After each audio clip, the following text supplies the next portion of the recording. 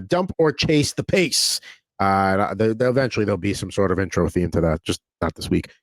So what we're going to do is we're going to talk about a pace a player is on right now, and then put a number out there and say, can they maintain that pace or exceed last year's total or not? So we said Florida. Let's start with Nikita Kucherov, who has 7 goals to start the season, and he had a career high of 44 goals last season. Are you dumping or chasing that he'll have more than 44 goals this season? I'm going to dump. I don't think he is a goal scorer. Like, he could score goals. Yes. But I thought the 44 was pretty high. To me, he is an elite hockey player. He was getting a little bit disrespected in a lot of our mock drafts and fantasy drafts. Like, people just didn't think he was going to be able to keep up his pace because Steven Stamkos wasn't there. And then he's just been like, hey man, he can turn water into wine. It doesn't matter who is there. He is so good. His vision is so good. I believe that he can flirt with his assist pace that he set last year. He's got to start. Again, it's weird because, like, he's so good, but I just don't see him as a goal scorer. Like, I don't see him as a 50 goal scorer, right? I think 40 is like a stretch, but he could finish with, like, let's say, I don't know, 40 goals and, like, I don't know, 105 assists. You know what I mean? Like, and that would be like, that's not out of the reach. I think he could get more assists this year than he did last year. So you would take over 100 points before over 44 goals, over 100 assists before over 44 goals. Over 100 assists seems like a lot, but he did it once. And I feel like Tampa Bay maybe aren't as good of a team as they were last year. So maybe there's more catching up hockey to play at certain points. But Nikita Kucherov is an elite passer, man. I could probably score one NHL goal if I played with him for a little bit. And what do you got? Over, or are you going to say 44 over 44 or over, or are we going under this year? Are we dumping it? I'm going to chase. I'm going to chase. Right. I think it could be 44 or over, not by a lot, but I think it could be done. And it's for the reason that I've been talking about this top line, probably my favorite top line right now. Him, Braden Point, Jake Gensel. I think that Kucherov will now be, obviously with Stamkos now being off the team, he's going to be the guy. He's going to be their guy, and I see him scoring maybe a couple more goals than he's had a couple of 40 goal seasons. 2016, 2017, he had 40, 41 in 2018, 2019. Obviously, the last year with the 44. I think he'll maybe get around 45 to 47-ish goals. I like Kucherov, and if I was higher in the draft, I would have picked him. He would have been my first pick. That's who I was gunning for. Obviously, he doesn't go past like 6 or 7, but I really like Kucherov, and I think last year was so huge for him and Tampa. And with all these guys healthy out there in that top line, like I said, I see him, just barely surpassing it. I'm going to go just barely missing it. And right now, he's been the source of scoring on that line because Jake Gensel's only got 2 goals on the season right now. Braden Point's got 4 goals and 2 assists. And Braden had, 46 and 44 last year, 51 and 44 the year before that. So I think some of that goal scoring that, maybe was coming from Stamkos now kind of gets divided evenly between Kucherov and Point. And at some point, Jake Gensel's going to start putting the puck in the net. That's the reason why they brought him in.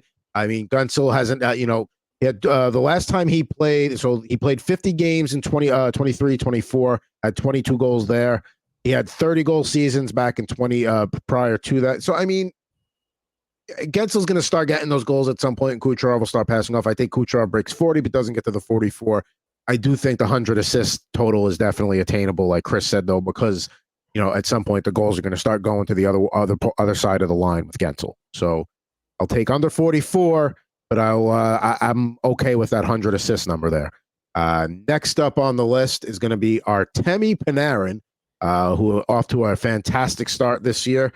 He had a career high 120 points last season. He sits at 13 and is on pace for 177. Not realistic. This is not the 1980s NHL. But are you dumping in or chasing that he clears 120 points again? I think, I think it's going to be tough to get up there again, but If the Rangers keep playing and producing the way they have been out of the gate, absolutely, I'm taking that 120 and over if they can continue to play even close to what they're doing right now. I'm gonna go under here. I mean, he is very good. I'm not going to take that away from him. And the Rangers are a very good team. He's shooting 28%, which is like that's on a whole other planet, right? He's racking up points. Most of those points, over a little bit of half of them are even strength points. So I expect at some point the league is going to start to at least pay more attention to him, right? As they should. But 120, man, is right up there. And I don't see him as a 300 shot player, right? So like if his shooting percentage starts to regress to its mean, right? Like he can still pick up points, right? I get that, but a lot of the early season boom has been the goals to me. So I'm going to be a little bit more cautious here and say no. 120 is still good. Like if he finishes with 100, if he finishes with 115 points or 110, like you got your value for him in fantasy. Like don't get it wrong. I just don't know if he's pushing 120 though. And what do you got? I am going to say, I'm just trying to pull up his stats for. Oh, all right. I'm gonna say, is there anything for is even a chase? Like if he gets around 120, is that still a chase or is that under? So you're gonna be the guy that bets like the exact one there. You're gonna say he hits right on 120. Yeah. So you're gonna try and bet 0 on roulette is what you're doing. Yep. Okay. Hey, listen, there's nothing. I mean, if you're thinking he's going to produce, but to exceed 120 is a lot, that's a way you can go there. And I recognize he hasn't come close. He had 90-point seasons previously, where his career high. I think this is probably the last really great year we're going to get out of Panarin, so that's why I'm going over. I think this is going to be the year where he does it all, and then he starts to regress slowly after this year. He had a huge jump last season. From years past. If you look at 58, 96, 92, 120, that's a big jump there. I think it spreads out a little more evenly with Trocheck and Lafreniere. Hopefully Lafreniere gets a lot of points because he's on my fantasy team. So I think it spreads out a little more evenly with Panarin. But like you said, I kind of do agree with your point that this would be the year for him, because I just don't know where this Rangers team goes from here, and how it's shaped moving forward once this year is over. So maybe he does get back to that, but I don't know. I think it's hard for me. I think maybe he either gets to 120 or he just falls short of it. You have to understand, I'm looking at this season as, because Igor Shesterkin is either going to sign a huge deal and ruin their cap, or he's gone after this year. I'm looking at everything at this season as over, boom. They have to go for it all this year, because something's going to change for sure next year. Artemi Panarin's career high in shots was back in 2017, 2018 when he was in Columbus, and that was 228. He had 303. He fired the puck on net, and he was rewarded, obviously, because he still shot about just a tick up from his career average. So he's a career 14.8% shooter. Last year he shot 16.2. So it's a small tick up, which it validates the reason why he scored more goals, but it's because of the volume of shots that he took. I don't know if he can sustain that, because the Rangers are not really a team that fires the puck a ton. They're not a fast-paced kind of PDO run up the ice and stuff. And there's a lot of good players on that team that could shoot as well. So there's only so much to give. I understand that the question is, does he hit 120 points? But 49 goals last year was a lot. So in one sense, if he scores less goals, he's going to need a lot more assists to kind of balance it out. And I don't know if he's there. You know what I mean? I don't know if he's an 85, 90 assist guy. 71 was quite the number last year. 71 was quite a number, yeah. If he maintains his current, he's averaging 3.5 shots per game, so that puts him at 287 if he plays a full 82. So it's a little bit down from last year, but would be his second highest shot total by far. So, maybe that, I don't know, but I think he can, like I said, I think this is the year that it's his last big year before we start to see. So I think it's just all going to be left out there this year. And there's going to be a lot of that attitude with the Rangers this year, just because, again, with Shesterkin's future, either they're not going to have the cap space to bring in a lot of other guys, or they're not going to have an elite tier goalie. So Ants on the money. I'm over versus below on the 120. Up next, Mr. Cale Makar. Cale Makar, 12 assists currently, and posted a total of a nice 69 last season. So his career high is 90. So at this point, I think 69 is going to be easy for him to hit. He's got 10 assists in the first 6 games, becoming just one of the 6 defensemen in NHL history to achieve that feat. So he's clearly going to be on a torrid pace if he stays healthy. So do we think he clears his career high of 90 this year? I sure do, because I think a lot of that Colorado offense is going to start with Makar's rushes, and it'll end up on Rantanen or, McKinnon or Ross Colton, who's playing well. And it'll end up off of one of their sticks, but I think he's going to lead the rush, and he'll get a lot of both primary and secondary assists to help him get back to over 90. Yeah, I have the over here. I don't have to think very long about it. He leads the league today in points. He is a defenseman, and he's basically like having another forward on the ice. We've already discussed how absolutely miserable the Colorado Avalanche are as a team and defensively. They're going to have to play so much catch up hockey, like more than they probably want to. And their power play is still good, and Cale Makar is a big reason for that. And Makar's kind of off to a little bit of a slower pace in terms of shots. He's not, like, at least for me, I find like he's not taking enough shots. He had 231 last year, which was quite the jump from 176. I mean, he had 240 the previous year before that. Anyways, he's a career just sub 10% shooting. He's shooting 13% now, and he has 2 goals. So, like, I don't think he's gonna score like 20 goals again. I think maybe he tops out at about like 15.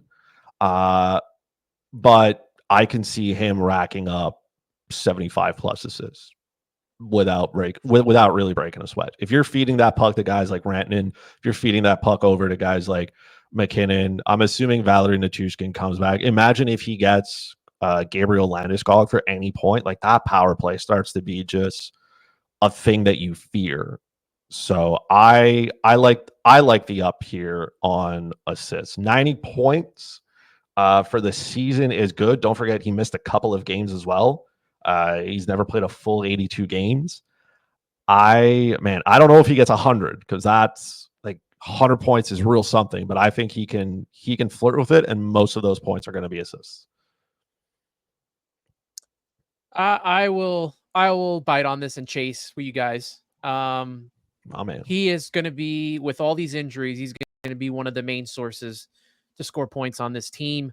And he had a 20 assist hike from the year before. If he could stay healthy and kind of get through more of a full season, because like Chris said, he hasn't played a full season yet of games.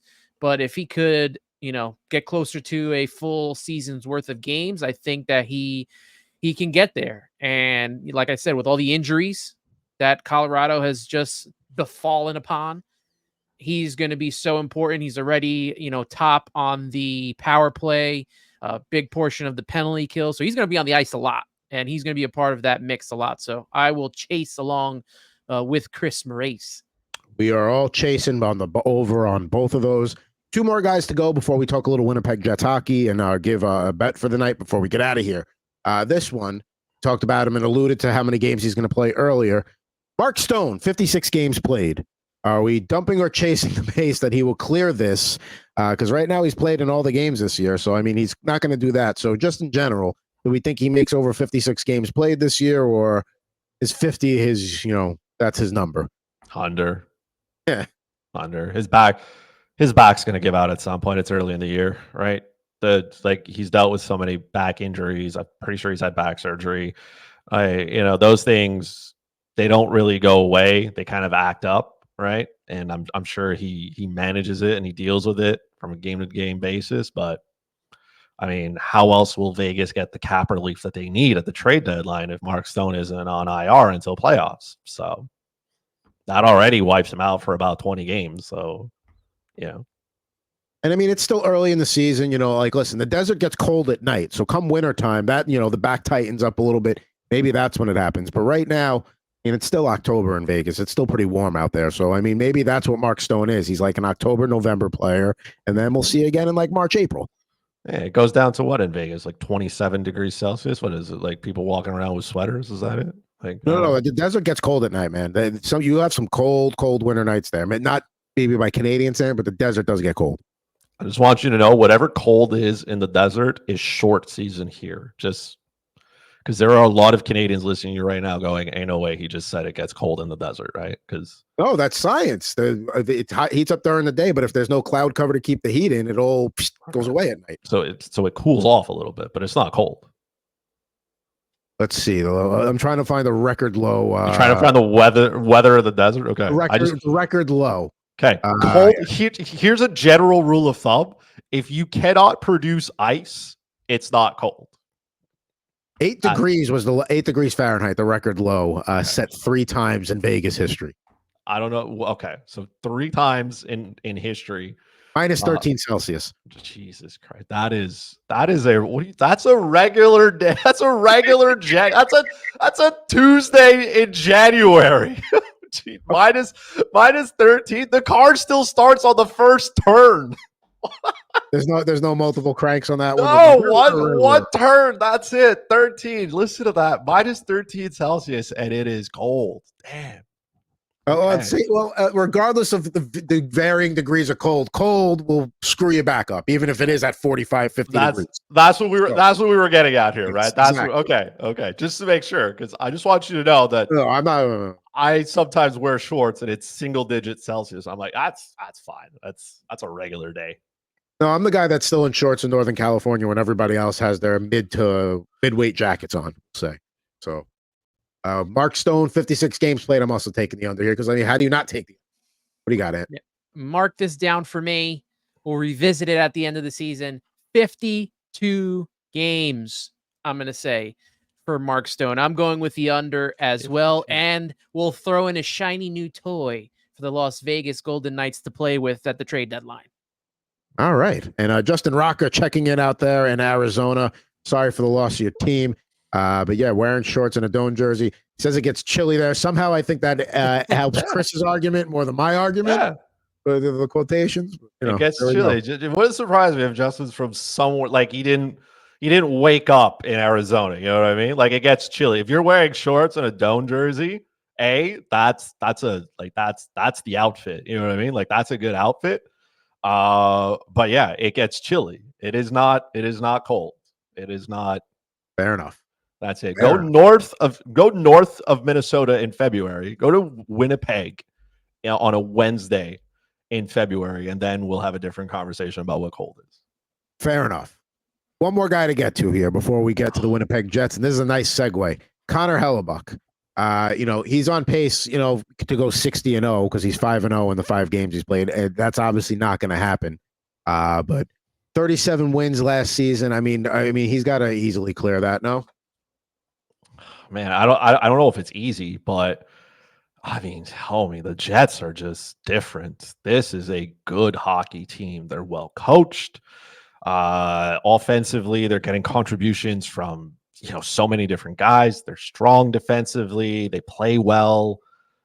I mean, and Hellebuck's going to play a lot as well, right? Like, I don't know who's backing up there. I know I don't think it's Laurent Brossoit either. I think he clears 40. I think he clears 40 wins. If he plays 60 games, I think he can win 40 of them. So his career high is 44. Would you go or is that just like getting a little greedy?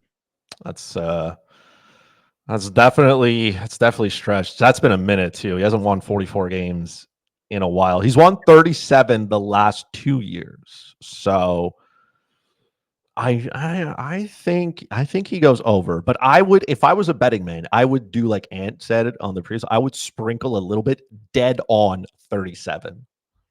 Like specifically 37. If there's a book that's like, hey, Connor Hellebuck wins exactly 37 games and it pays like, I don't know, 600 to 1, I would, $10, see what we turn it into. You said 44, right? We're gonna do 37, but his career high is 44. So let's start with 37. I think he clears 37, but I don't think he clears 44. I think we're around 42, 43-ish is where I'm having him. By the way, checking back in with Justin. Grew up in Kansas City, so winners are still amazing. Great content. Thought on Velarde turning it up. We're going to get to the Jets in a little bit here, so stay tuned on that. And devote our whole next segment to them. So there we go. For me, with Connor Hellebuck, what I'd be interested to see, I mean, he's going to be 32 at his next birthday. This is a guy that plays 60 games a year. They trot him out there. Doesn't really get hurt, knock on wood. At what point do you, for his longevity, you start to invest in maybe a little bit of a better backup down the line than like the Eric Comries and Laurent Brossois of the world? So you can have him rested for the playoffs, because let's face it, what's the running joke with Winnipeg right now? Regular season studs, but they're going to get eliminated in the first round. So at some point, I think that has to, be addressed. I think we see how this season goes. If the same result happens in the playoffs as last year, I think, like you said, there's going to be a more emphasis to get a backup goalie to keep him fresh and to keep him healthy as well, because he is the guy out there in Winnipeg. So we'll see what happens when it comes to that whole situation for sure. I mean, he plays a lot, right? But I feel like he's still one of those old school traditional goalies that is a true workhorse. Like, he goes out there and like he's always been like this. And I get that at some point, like, Father Time is undefeated and he's going to slow down, but he has been healthy. And through, again, I understand the Winnipeg Jets aren't very good in the playoffs. That is through no fault of Connor Hellebuck. Correct. Like, I mean, the Jets did him no favors against Colorado, because Colorado just threw to the kitchen sink and, at some point, good team score. And then the year before that, when they played Vegas, the Winnipeg Jets showed up for a game in a period. They played 4 periods in that entire series, and the rest of it, they were miserable. So I don't think it's necessarily a Connor Hellebuck problem. I think it's more of a Winnipeg Jets try to figure it out once they get to the playoffs. But I feel like if they wanted to address that, they would have done it, and they haven't just yet. So for this season, I think it's there. Like, I think he can go and get it, right? Health being the most important thing for him. If he stays healthy and he's rolling out there, the only thing that could slow him down is if, like, the Jets are so far ahead in their division and lock up a playoff spot early that then they start to say, okay, let's scale back your workload here. But by that point, maybe he already has 37 wins, and who cares? Yeah, I'll say, I think, I know he's gotten to 37 the last 2 years. I think he can maybe hit 40, but I don't think he's going to come to 44. I think that was one of those seasons. I mean, 44, 11, and 9 that year, 924 save percentage, 236 goals against in 67 games. So I don't know if he gets to 44, but I think he can, clear 37, maybe even hit 40.